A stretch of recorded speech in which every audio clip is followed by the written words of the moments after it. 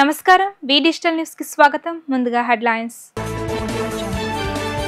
నీతి ఆయోగ్ సమావేశంలో వికసిత్ భారత్ 2047 స్వర్ణాంధ్రపై సీఎం చంద్రబాబు నివేదిక.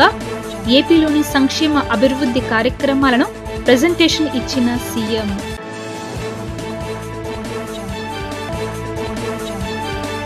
ఏపీ ప్రభుత్వం పట్ల సినీ పెద్దలకు కృతజ్ఞత లేదని పవన్ కళ్యాణ్ ఆవేదన.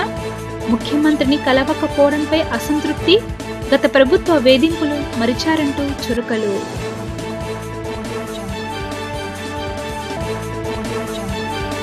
పదమూడో డివిజన్లో పర్యటించిన ఎమ్మెల్యే గద్దె రామ్మోహన్.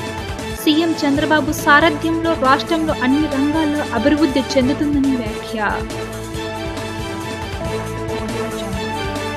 వికసిత భారత్ కు ఆంధ్రప్రదేశ్ వాటాగా 2047 కల్లా 2.4 లక్షల కోట్ల డాలర్ల జీఎస్డీపీ సమకూర్చాలి అని లక్ష్యంగా పెట్టుకున్నట్లు సీఎం చంద్రబాబు తెలిపారు. ఇందుకోసం చతుర్ముఖ వ్యూహం అనుసరించనున్నట్లు నీతి ఆయోగ్ 10వ పాలక మండలి సమావేశంలో వివరించారు.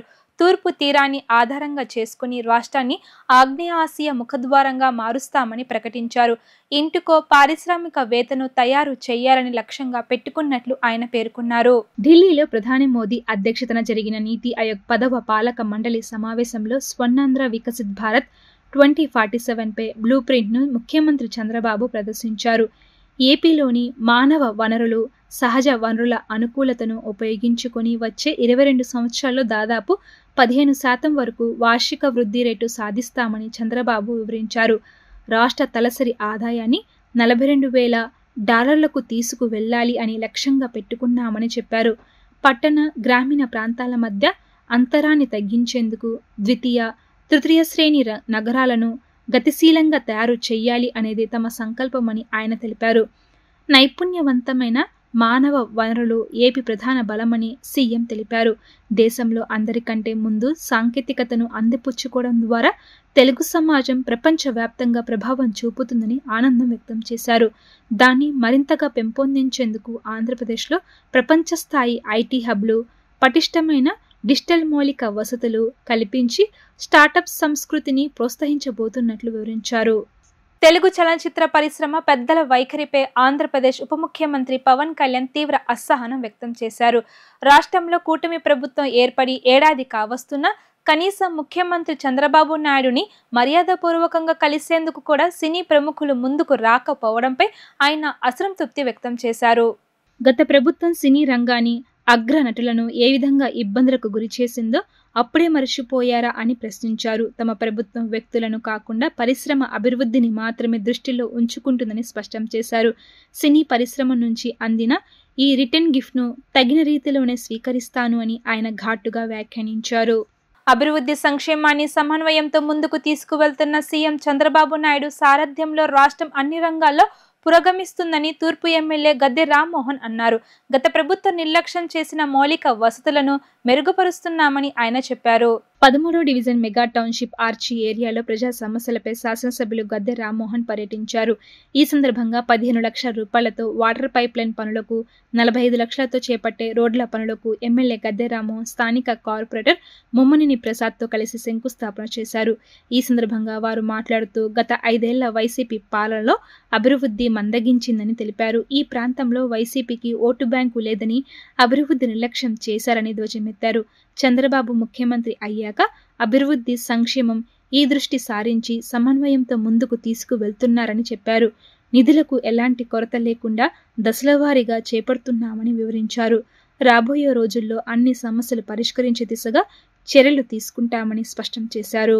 ప్రజలకు ఇచ్చిన హామీలన్నీ కూడా నెరవేర్చడానికి ఒక ప్రణాళిక చేస్తూ ప్రతి ఒక్కటి కూడా ప్రజలు సంతృప్తి చెందేటట్టుగా సంక్షేమ కార్యక్రమాలు, రాష్ట్రం అభివృద్ధి చెందేటట్టుగా అభివృద్ధి కార్యక్రమాలు, ఈ రెండింటినీ సమన్వయంతో ముందుకు తీసుకువెళ్ళి సమర్థవంతంగా పరిపాలన చేస్తున్న నారా చంద్రబాబు నాయుడు గారికి కృతజ్ఞతలు తెలియజేస్తున్నాం. ఈరోజు విజయవాడలో రోడ్ల నిర్మాణం కోసం అడిగినవి లేవనకుండా నిధులు ఇస్తున్న చంద్రబాబు గారు, అదేవిధంగా సంక్షేమ కార్యక్రమాల్లో బడ్జెట్ని, మనం వచ్చే రాబడిని ఇవన్నీ చూసుకుని దాని విడతల వారికి ఇవ్వడానికి కార్యక్రమం ఏర్పాటు చేసుకోవడం, ఈ రోజున పెన్షన్లు ప్రతి ఒక్కరికి పెన్షన్, అర్హులైన ప్రతి ఒక్కరికి పెన్షన్లు రావాలని ఆలోచనతో ఒక్కొక్క నెల ఒక్కొక్క టైప్ ఆఫ్ కేటగిరీకి పెన్షన్ ఇచ్చే కార్యక్రమం అంతా కూడా సిస్టమేటిక్గా పరిపాలన చేయటం వల్ల వాళ్ళ అభివృద్ధి అనేది భారతదేశంలోనే ఒక ముఖ్యమైన రాష్ట్రంగా కేంద్ర ప్రభుత్వ రికార్డుల్లోకి వచ్చిందంటే కేవలం 9 నెలల్లో. అది నారా చంద్రబాబు నాయుడు గారి యొక్క గొప్పతనం. అందువల్ల ఆయనకి సహకరించే విధంగా ప్రజలందరూ కూడా ప్రతి ఒక్క విషయాన్ని సువివరంగా చర్చించుకొని దాంట్లో నిజాలు అటు ప్రతిపక్ష పార్టీ చెప్పే మాటలు కావచ్చు, పాలకపక్షం కావచ్చు, వీటిలో నిజాలు తెలుసుకుని మీ అందరూ కూడా నిజానికి న్యాయానికి ఎప్పుడు కూడా సమర్థన తెలియజేయాలని చెప్పి ప్రజల్ని కోరుకుంటూ ఈ రోజున ఈ రోడ్ల నిర్మాణం కోసం సుమారు మరి మా కార్పొరేటర్ గారు ముమ్మినేని ప్రసాద్ గారి కృషితో కార్పొరేషన్ నుంచి సుమారు 48 లక్షలు దాకా తీసుకొచ్చి రోడ్లు ఏర్పాటు చేసుకోవడం జరిగింది. వీళ్ళ నిధులు లేవనకుండా ఇస్తున్న మున్సిపల్ మినిస్టర్ గారు అదేవిధంగా కమిషనర్ గారికి మనస్ఫూర్తిగా నేను కృతజ్ఞతలు తెలియజేస్తాను. కలియుగ ప్రత్యక్ష దైవం దేవదేవుడు శ్రీ వెంకటేశ్వర స్వామి వారి కరుణ కృపా కటాక్షాలు రాష్ట్ర ప్రజలందరిపై ఉండాలని ప్రభుత్వ విప్ శాసనసభ్యులు బోండా ఉమామహేశ్వర అన్నారు. శ్రీనివాసుని దయతో రాష్ట్రం అన్ని విధాల అభివృద్ధి చెందాలని, పాడి పంటలతో ఉండాలని ఆకాంక్షించారు. రాష్ట్ర అభివృద్ధిలో రాష్ట్ర ప్రభుత్వం మానవ ప్రయత్నానికి కలియుగ దైవం వెంకటేశ్వరుని ఆశీస్సులు అండగా ఉండాలని కోరుకున్నట్లు చెప్పారు. సమరసత సేవా ఫౌండేషన్ ఆధ్వర్యంలో శ్రీ వెంకటేశ్వర స్వామి వారి కళ్యాణ మహోత్సవం 37 రామకృష్ణాపురంలో ఘనంగా నిర్వహించారు. ఈ కళ్యాణ మహోత్సవంలో శాసనసభ్యులు బోండా ఉమామహేశ్వరం ముఖ్య అతిథిగా హాజరయ్యారు. స్వామివారి కళ్యాణోత్సవాన్ని తిలకించి ప్రత్యేక పూజలు చేశారు. వేద పండితులు బోండా ఉమామహేశ్వరకు ఆశీస్సులు అందజేశారు. ఈ సందర్భంగా ఎమ్మెల్యే బోండా ఉమామహేశ్వర మాట్లాడుతూ దేవదేవుడైన శ్రీ వెంకటేశ్వరుని ఆశీస్సులు నియోజకవర్గ ప్రజలందరిపై ఉండాలని కోరుకున్నట్లు చెప్పారు. ఆధ్యాత్మికత ప్రతి ఒక్కరిలో ఉండాలని, ఆ క్రమంలోనే సమరసత సేవా ఫౌండేషన్ ఆధ్వర్యంలో శ్రీనివాసుని కళ్యాణ మహోత్సవాన్ని ఏర్పాటు చేయడం, పెద్ద సంఖ్యలో భక్తులంతా ఈ కార్యక్రమంలో పాల్గొనడం సంతోషంగా ఉందన్నారు. స్వామివారి కళ్యాణం ఉత్సవంలో పెద్ద సంఖ్యలో భక్తులు పాల్గొనగా నిర్వాహకులు కళ్యాణ మహోత్సవంలో పాల్గొన్న దంపతులకు టీటీడీ లడ్డు ప్రసాదం, డాలర్, కండువా, స్వామివారి ప్రసాదం అందజేశారు. ఎస్ఎస్ఎఫ్ ప్రాంత అధ్యక్షులు టి విష్ణు, ఎస్ఎస్ఎఫ్ ప్రాంత సంయోజక్ తులసి ప్రకాష్, కోశాధికారి పులుసు వెంకటేశ్వరరెడ్డి, జిల్లా సహ కన్వీనర్ శివకుమార్, విశ్వ హిందూ పరిషత్ విజయవాడ మహానగర్ ఉపాధ్యక్షులు రాఘవరాజు, విహెచ్పి ప్రచార ప్రసార విభాగం ప్రముఖ ఓంకార్ రెడ్డి తదితరులు పాల్గొన్నారు. ఈరోజు రామకృష్ణాపురం సెంట్రల్ నియోజకవర్గంలో ఫ్లైఓవర్ కింద ఆ శ్రీనివాస కళ్యాణం సమరనేత సేవా సంఘం ఆధ్వర్యంలో అత్యంత వైభవంగా ఆ స్వామివారి కళ్యాణోత్సవం ఈరోజు శనివారం సాయంత్రం పూట చేసుకోవడం సంతోషం. ఆ స్వామివారి ఆశీస్సులతో రాష్ట్రంలోని 6 కోట్ల మంది ఆయురారోగ్యాలతో అష్టైశ్వర్యాలతో ఏ సమస్యలు లేకుండా ఉండాలని ఆ స్వామివారిని కోరుకుంటూ, ఆ స్వామివారి ఆశలతో రాష్ట్రం అన్ని రకాలుగా అభివృద్ధి చెందాలి, ఈ రాష్ట్రం అన్ని రకాలుగా ముందుకెళ్ళాలి. దానికి మానవ ప్రయత్నంతో పాటు ఆ గోవింద స్వామి, శ్రీనివాస స్వామి వారి యొక్క ఆశీస్సులు అండా కూడా ఉండాలని కోరుకుంటూ ఈ మంచి కార్యక్రమంలో పాల్గొన్నటువంటి మా సెంట్రల్ నియోజకవర్గ ప్రజలందరూ కూడా హృదయపూర్వక శుభాకాంక్షలు, అభినందనలు తెలియజేస్తారు. తెలుగు సంస్కృతి సాంప్రదాయాలు ఉట్టిపడేలా షష్ఠిపూర్తి సినిమా నిర్మాణం చేయడం జరిగిందని టాలీవుడ్ సీనియర్ నటుడు నటకిరీటి రాజేంద్ర ప్రసాద్ అన్నారు. ఎంత పేరు ప్రఖ్యాతలు సంపాదించినా ఏ కుమారుడు కుమార్తె అయినా చూడలేనిది ఏమైనా ఉందంటే అది వారిని కన్న తల్లిదండ్రుల పెళ్లి మాత్రమేనన్నారు. అటువంటి కన్నబిడ్డలు చూడగలిగిన తల్లిదండ్రుల పెళ్లి షష్ఠిపూర్తి అన్నారు. ఇటువంటి మహత్తర కథను తీసుకొని దానికి పూర్తి హంగులు జోడించి తెలుగు సాంప్రదాయం ప్రతి ఒక్కరికి చేరవేసే క్రమంలోనే షష్ఠిపూర్తి సినిమా తీయడం జరిగిందని, ఈ నెల 30వ తేదీన సినిమా రిలీజ్ అవుతున్నట్లు రాజేంద్ర ప్రసాద్ వివరించారు. ప్రముఖ సినీ నటుడు నటకిరీటి రాజేంద్ర ప్రసాద్ ఒకప్పటి హీరోయిన్ అర్చన, నేటి తరం హీరోయిన్ ఆకాంక్ష సింగ్, హీరో రూపేష్ ముఖ్య పాత్రలో తెరకెక్కుతున్న షష్ఠిపూర్తి సినిమా ట్రైలర్ రిలీజ్ ఫంక్షన్ను విజయవాడలోని తుమ్మలపల్లి కళాక్షేత్రంలో ఘనంగా నిర్వహించారు. అంగరంగ వైభవంగా జరిగిన ఈ కార్యక్రమానికి ముఖ్య అతిథులుగా విజయవాడ తూర్పు శాసనసభ్యుడు గద్దె రామ్మోహన్, పెనంలూరు శాసనసభ్యుడు బోడే ప్రసాద్ హాజరై ట్రైలర్ రిలీజ్ వేడుకల్లో పాల్గొన్నారు. ఈ సందర్భంగా నటకిరీటి రాజేంద్ర ప్రసాద్ మాట్లాడుతూ షష్ఠిపూర్తి సినిమా అచ్చ తెలుగుతనం ఉట్టిపడే సినిమా అన్నారు. నేటి తరం పిల్లలు తమ తల్లిదండ్రుల పెళ్లి వేడుకను చూసే అవకాశం లేదని, అటువంటి పిల్లల సమక్షంలో మరోసారి తల్లిదండ్రులు పెళ్లి వేడుకగా షష్ఠిపూర్తి మహోత్సవం జరుపుకుంటున్నారన్నారు. కుటుంబ సపరివార సమేతంగా చూడదగ్గ సినిమా షష్ఠిపూర్తి అని, సమ్మర్ స్పెషల్గా రాబోతున్న ఈ సినిమా ఈ నెల 30వ తేదీన థియేటర్లోకి రాబోతున్నట్లు చెప్పారు. హీరో, చిత్ర నిర్మాత రూపేష్ మాట్లాడుతూ, ఆయి ప్రొడక్షన్ బ్యానర్ పై నిర్మిస్తున్న ఈ చిత్రం ఫ్యామిలీ ఎంటర్టైన్మెంట్ గా ప్రతి ఒక్కరి హృదయాలను హత్తుకునేలా ఉండబోతుందని చెప్పారు. సినిమా నిర్మాణ సమయంలో ఏ విషయానికి రాజీ పడలేదని, షష్ఠిపూర్తి అనేది తెలుగు ప్రజలకు ఎంత విలువైనదో ఆ విలువ చాటేలా చిత్ర నిర్మాణం చేశామన్నారు. అలనాటి హీరోయిన్ అర్చన మాట్లాడుతూ, తాను షష్ఠిపూర్తి వంటి మంచి సినిమాలో నటించడం ఎంతో ఆనందంగా ఉందన్నారు.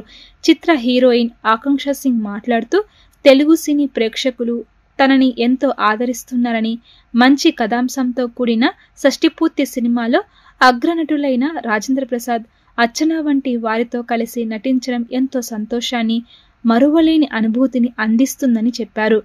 చిత్ర దర్శకుడు పవన్ ప్రభా చిత్రంలోని ముఖ్యాంశాలను వివరించారు. ఈ ట్రైలర్ రిలీజ్ వేడుక సందర్భంగా చిత్రంలో ఇళయరాజా కంపోజ్ చేసిన ఏదో ఏదేదో పాట సంగీత ప్రియులను మెస్మరైజ్ చేసేలా ప్రత్యేకంగా వినిపించింది. అందరూ యాక్టర్లకి లేని ఏకైక అదృష్టం నా ఒక్కడికే ఉందా? ఇది అందరికీ ఉంటుందా? ఏంటి అనంటే వయసుకి తగినట్టుగా వేషాలు. ఏమండి, ఇప్పుడు నేను నిజ జీవితంలో 60 ఏళ్ళు అయినప్పుడు మా పిల్లల నుంచి తప్పించుకున్నాను. ఎవడు షష్ఠిపూర్తి అంటాడో పెళ్లి చేస్తారేమో నాకు అని చెప్పి తప్పించుకు తిరుగుతున్నాయి. సినిమాలో తప్పలా చచ్చినట్టు షష్ఠిపూర్తి నాకే షష్ఠిపూర్తి. ఒక కొడితే పూర్తిగా కొట్టండి, లేకపోతే కొట్టకండి. నాకు ఆ అదృష్టం నటుడిగా నాకు కలగటం అనేది నిజంగా అదృష్టంగా భావిస్తే, షష్ఠిపూర్తి ఎందుకు చూడాలి? షష్ఠిపూర్తి అనేది ఎందుకు సినిమా? మీ అందరి ముందు నటుడిగా నేను 48 సంవత్సరాల నుంచి సినిమాలో పనిచేస్తున్న నేను తెలుగు సంస్కృతి సంప్రదాయాలకి మన యొక్క వాల్యూస్ని తెలియజేసే సినిమాలని అనేకం చేసే అదృష్టాన్ని భగవంతుడు నాకు ఇస్తే, ఇందాక మాట్లాడుకున్నట్టుగా మనం ఏమండి పాట అంటే పెళ్ళికి పాట ఉందండి, చావుకి పాట ఉందండి, మీకు షష్ఠిపూర్తికి లేదు అంటే తగిలించేశారు. షష్ఠిపూర్తి పాటతో సహా అది ఎవరు చేశారు? ఇళయరాజా గారు. ఎక్కడ ఇళయరాజా అండి? ఎక్కడ ప్రేమించి పెళ్ళాడు దగ్గర నుంచి లేడీ స్టైలర్ దగ్గర నుంచి ఇళయరాజా అండి, మామూలు ఇళయరాజా కాదు. అందులో ఇవాళ ఇక్కడ మా పవన్కి ఎంత టేస్ట్ ఉంది అని అంటే కనుక ఒక పాటని కీరవాణి గారితో రాయించారు.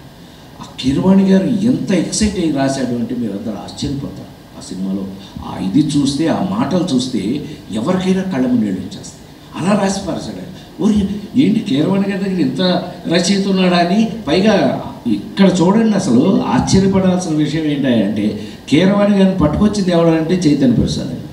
ఈ చైతన్య ప్రసాద్ గురించి మీకు నేను చెప్పక్కర్లా. ఎందుకు అంటే ఇవాళ ఎవరు వివిఐపి అంటే ప్రైమ్ మినిస్టర్ దగ్గర విఐపీలు ఎవరు చచ్చిపోయినా సరే ఇతని పాటేనండి. ఒక్కడై రావడం, ఒక్కడై పోవడం, నడుమై నాటకం విధిరాత అని రాసి పారేశాడు. అలా కనపడలేండి, కానీ ఇతను ముసలాడు. ఆల్రెడీ ఇందాక ఒప్పుకున్నాడు. నువ్వు ముసలాడివి, మర్యాదగా ఒప్పుకో. అలాంటి కథలు చేయకూడదు, చిన్న కథ చేసుకోవాలి. మన దగ్గర బడ్జెట్ తక్కువ ఉంది అంటే చిన్న కథ చేయాలి. కానీ మనం మన కల్చర్కి, మన ఫ్యామిలీ బాండ్స్కి సంబంధించిన కథ చేస్తున్నాం షష్ఠిపూర్తి. ఇలాంటి కథని నేను చిన్న స్కేల్లో చూపించలేను. రాజేంద్ర ప్రసాద్ గారు అయినా కూడా, అర్చనమ్మ గారు అయినా కూడా, టెక్నీషియన్స్ అయినా కూడా ఎందుకు అవసరం అంటే కథకి అది అవసరం. అలాంటి టైటిల్తో మేము వస్తున్నాము, అలాంటి కథతో వస్తున్నప్పుడు అలాంటి టెక్నీషియన్స్ అవసరము, అలాంటి కాస్ట్ అవసరం. సో బడ్జెట్ తప్పకుండా అవుతుంది. కానీ నాకు ఎటువంటి భయం లేదు. ఎంత బడ్జెట్ అయినా, ఎన్ని కోట్లైనా కూడా రేపు సినిమా 30న వచ్చే శుక్రవారం రిలీజ్ ఉంది. నా డబ్బులు 2 రోజుల్లో తిరిగి వచ్చేస్తాయని నమ్ముతున్నాను. అండ్ రూపేష్కి రూపీస్ విషయంలో భయం లేదు. నాకు భయం ఒకటే అండి. ఎప్పుడైనా ఒక పని చేస్తున్నామంటే జాగ్రత్తగా చేయకుండా ఉంటే ఎవరో ఒక క్వశ్చన్ వేసి నిందేస్తే అది నాకు భయం. అక్కడ భయపడతాను సార్. డబ్బుల గురించి సార్, కష్టపడతాం, సంపాదిద్దాం. రాజేంద్ర ప్రసాద్ గారు. రాజేంద్ర ప్రసాద్ గారు అంటే అన్నీ ఉన్నట్టే సినిమాలో. సో రాజేంద్ర ప్రసాద్ గారు is a very very special actor. అందరూ ఒక మీటర్లో ఒక మెజర్మెంట్లో కనిపిస్తూ ఉంటే రాజేంద్ర ప్రసాద్ గారు మాత్రం ఎప్పుడూ చాలా స్పెషల్గా ఉంటారు. ఎందుకంటే he's always fit into any film. I would just request you all to go in theatre and watch it on big screen, because that family essence will make you cry, laugh, smile, fall in love again. And thank you Pawan Garu for giving me this opportunity to play Janaki. Thank you Rupesh Garu for making me a part of this family. Rajendra Prasad Garu, thank you for always being an amazing co-star actor. I have worked with him in Bench Life and I was looking forward to work with him in Shashti Purti. Archana Ma, I have always felt that warmth, that she was like a mother on set, and I never missed my mother on the set, so I can say that. I was very emotional to shoot this film because I was missing my father throughout the process of the film. Thank you. Our film is yours now on 30th May. Please do watch it. Very, very fortunate to be a part of this team because Ilaiyaraaja sir, Maestro Ilaiyaraaja sir, I have always dreamt to be a part of film where he has given the melodies. M.M. Keeravani Garu, it's like a dream. Totatarani Garu, Charan sir, thank you for being so generous and so nice always. Whenever I met them, whenever I meet them, it's like being a part of a lovely and elaborated family. And now you are a part of our family, so please do watch Shashti Purti. Thank you. ఇంద్రకీలాద్రిపై వెంచేసి ఉన్న దుర్గమ్మను సంగీత దర్శకుడు SS Thaman, cine hero ఆది, నాగ అశ్విన్ దర్శించుకున్నారు. ఆలయానికి వచ్చిన తమన్, ఆది, నాగ అశ్విన్లకు ఆలయ మర్యాదలతో స్వాగతం పలికారు. దుర్గమ్మ దర్శనం అనంతరం దేవస్థానం అర్చకులు వేద ఆశీర్వచనంతో పాటు దుర్గమ్మ లడ్డు ప్రసాదం చిత్రపటాన్ని దేవస్థాన అధికారులు అందజేశారు.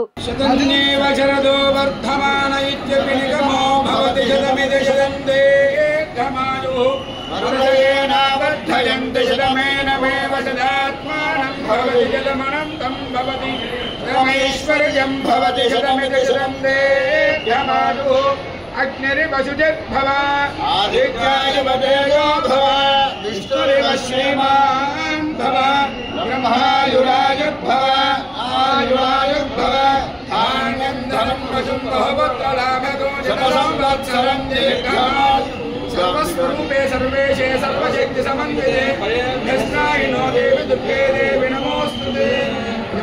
सर्वेषां कनकदुर्गाम्बिका मल्लेश्वरस्वामिनुग्रहेण कलारङ्गायां संगीतरङ्गायाम् अभिवृद्धिप्राप्तिरस्तु. आयुष्यम्.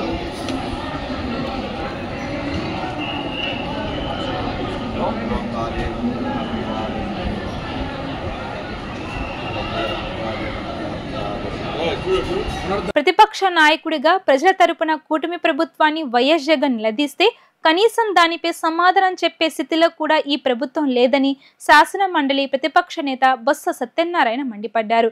ఏడాది కాలంలో హామీల అమలును అట్టకెక్కించిన ప్రభుత్వం తన అసమర్థతను కప్పిపుచ్చుకునేందుకు ప్రశ్నించిన వైఎస్ జగన్పై వ్యక్తిగత విమర్శలు దాడి చేస్తుందని ఆగ్రహం వ్యక్తం చేశారు.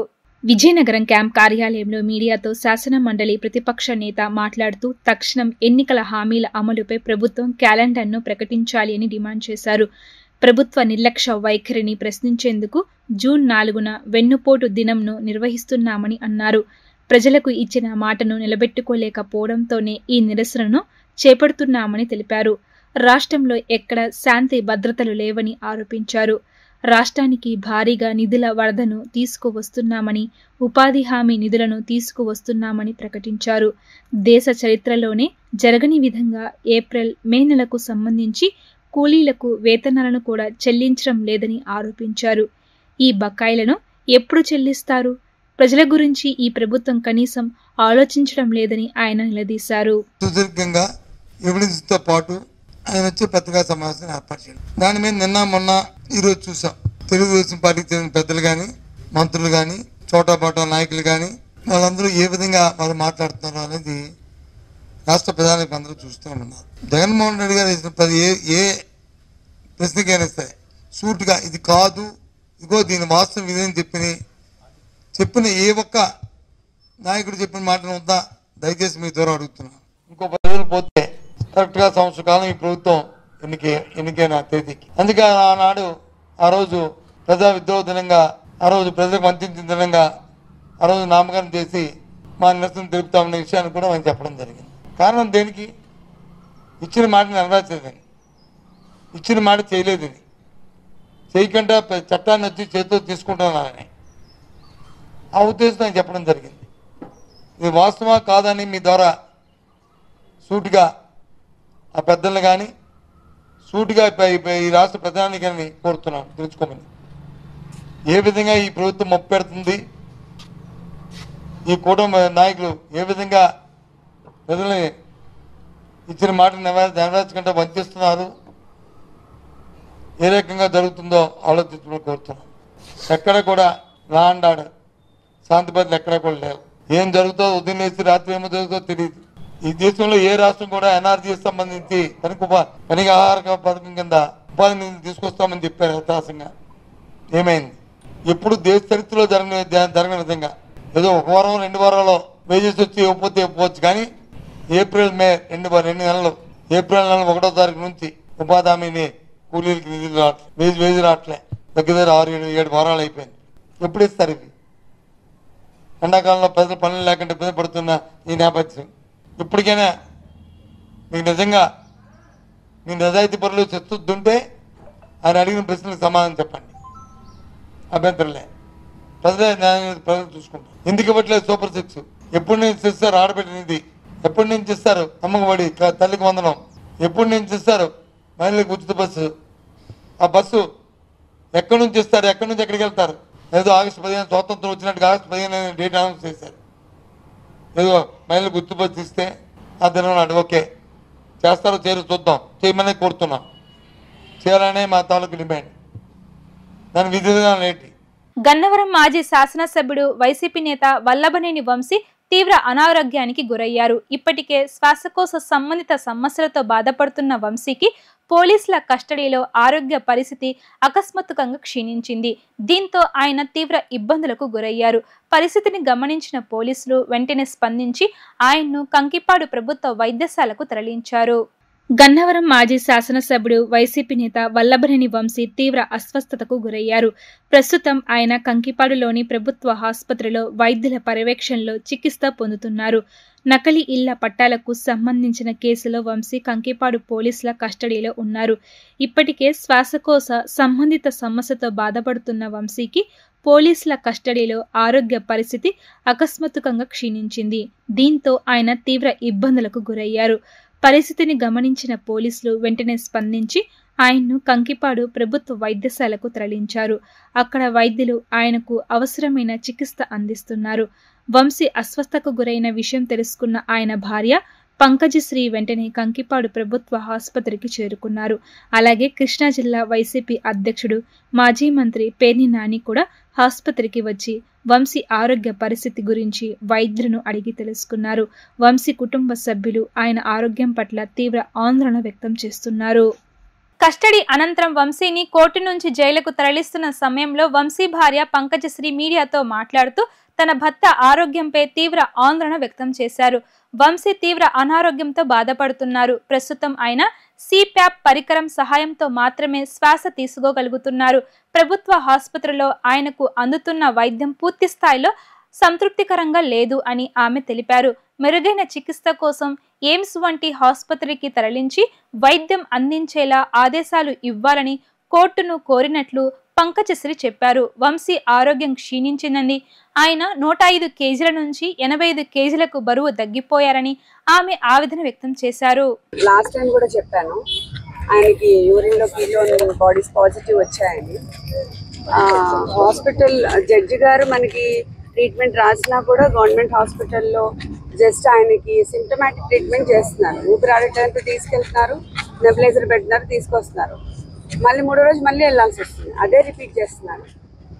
సో ఆయనకి హైపాక్సియా ఉంది, ఆయనకి సిపాప్ మెషిన్ ఎయిడెడ్ బ్రీదింగే. జైల్లో కూడా ఇప్పుడు ఆ మెషిన్తోనే పడుకుంటున్నారు night. Post covid he has problems with his breathing issues అనమాట. సో అదే అడిగాము ఇప్పుడు కూడా. ఆవిడ హయ్యర్ హాస్పిటల్కి రెఫర్ చేశారు జడ్జి గారు. ఎయిమ్స్ ఏదైనా పర్వాలేదు, స్లీప్ స్టడీ ఎక్కడ ఉంటుందో అక్కడికి తీసుకెళ్ళని డైరెక్ట్ చేశారు ఆవిడ. ఆరోగ్యం అదే, వెయిట్ లాస్ ట్రెమెండస్ గా ఉంది. ఈ రోజు చూస్తే ఆయన 85 ఉన్నారు. He was 105. చాలా వెయిట్ లాస్ అయ్యారు. బెయిల్ పిటిషన్ మండేకి ఉందండి. కస్టడీ 2 రోజుల్లో కూడా 2 రోజులు కూడా వామిటింగ్స్ నడుస్తాయి. 2 రోజులు కానీ బాగుండలేదు, వామిటింగ్స్ అవి. రాత్రి కూడా హాస్పిటల్లోనే పెట్టారు. ఇవాళ ఉదయం కూడా గవర్నమెంట్ హాస్పిటల్కి తీసుకెళ్లారు. కొత్త గవర్నమెంట్ హాస్పిటల్లో డాక్టర్స్ మాత్రం they are not responding properly. ఎప్పుడైతే 5 రోజుల క్రితం అడ్మిషన్ ఇస్తానన్న వాళ్ళు ఇప్పుడు అడ్మిషన్ ఇవ్వడానికి కూడా నిరాకరించారు. So that we challenge in court. ఎయిమ్స్కి రిఫర్ చేయమని అడిగాము, అది జైలు అథారిటీస్ డెసిషన్ తీసుకొని చెప్తారు. వార్తలు ముగించే ముందు హెడ్లైన్స్ మరోసారి. నీతి ఆయోగ్ సమావేశంలో వికసిత్ భారత్ 2047 స్వర్ణాంధ్రపై సీఎం చంద్రబాబు నివేదిక. ఏపీలోని సంక్షేమ అభివృద్ధి కార్యక్రమాలను ప్రెజెంటేషన్ ఇచ్చిన సీఎం.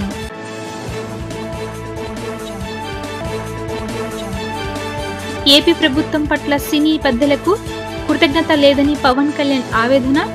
ముఖ్యమంత్రిని కలవకపోవడంపై అసంతృప్తి. గత ప్రభుత్వ వేధింపులు మరిచారంటూ చురకలు.